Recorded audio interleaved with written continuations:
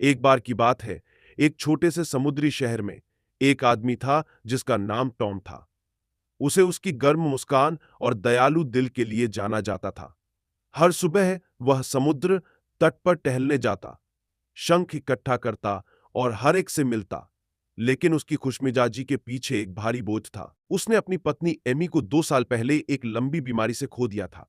Amy Tom के जीवन की रोशनी थी। उन्होंने दुनिया घूमने, समुद्र के किनारे एक आरामदायक घर बनाने और एक परिवार बढ़ाने के सपने साझा किए थे। लेकिन उसकी मृत्यु के साथ उन सपनों का बिखर जाना टॉम को खाली और अस्थिर महसूस कराता था। वह अक्सर उनके पसंदीदा बेंच पर बैठता जो समुद्र के किनारे था और उनकी साझा हंसी, उसकी गोद में गर्मी और उसकी आंखों की चमक को याद करता। एक दिन जब टॉम समुद्र तट पर टहल रहा था, उसने एक छोटी लड़की को अकेले बैठे देखा। उसकी आंखें आंसुओं से भरी हुई थीं।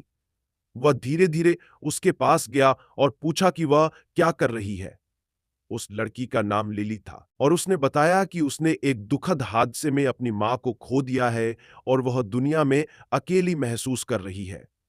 उसकी कहानी सुनकर टॉम को गहरी सहानुभूति महसूस हुई।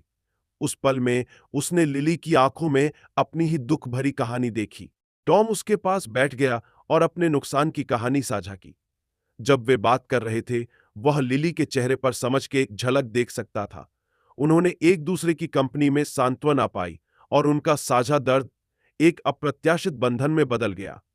उस दिन से वे नियमित रूप से मिलने लगे, समुद्र तट पर टहलते, अपनी कहानियां साझा करते और जीवन की छोटी खुशियों में सांत्वना पाते। लहरों की आवाज, सूर्यास्त की सुंदरता और दोस्ती की गर्मी।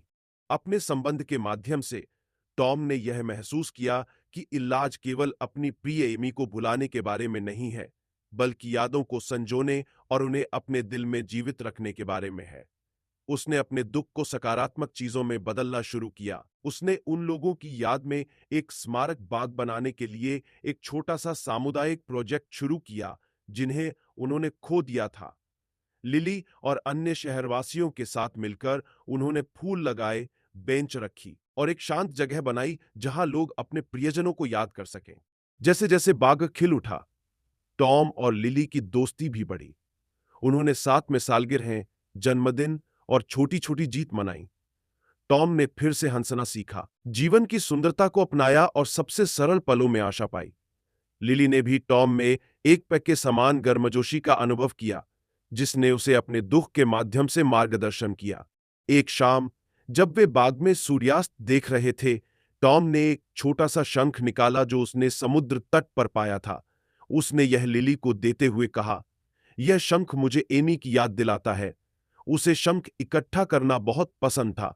जैसे हम सबकी अपनी कहानी है, वैसे ही हर शंख की अपनी सुंदरता है, भले ही वह लहरों के द्वारा धोया गया हो। लिली की आंखों में आंसू आ गए और उसने फुसफुसाते हुए पूछा, क्या तुम्हें लगता है कि वे हमें सुन सकते हैं?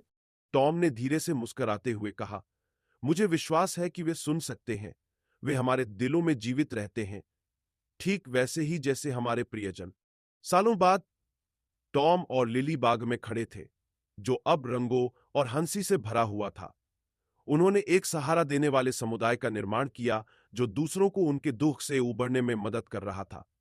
जब टॉम ने लहरों के झोंकों में फूलों को झूमते देखा, उसे गहरी शांति का अनुभव हुआ।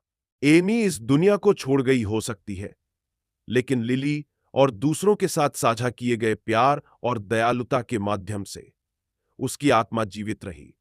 उसने यह महसूस किया कि प्यार का अंत दुख से नहीं होता, यह रूपांतरित होता है, सबसे अंधेरे समय में प्रकाश लाता है और आत्माओं को सबसे अप्रत्याशित तरीकों से जोड़ता है। उस छोटे से समुद्री शहर में बाग आशा, लचीलापन और प्यार की स्थायी शक्ति का प्रतीक बन गया, यह याद दिलाते हुए कि दुख में भी सुंदरता खोजने के लिए और नए आरंभों को अपनाने के लिए कुछ है।